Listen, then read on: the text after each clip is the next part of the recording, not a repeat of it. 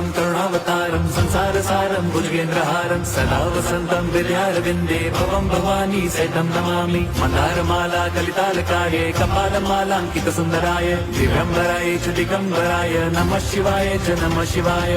लोकांगण वंदीन चरण डोळ्यान पाहिन रूप तुझे प्रेमे अलिंगिन आनंदी पूजिन भावे ओवाळीन म्हणे नमः त्वमेव माता पिता त्वमेव बंधुच सखा त्वमेव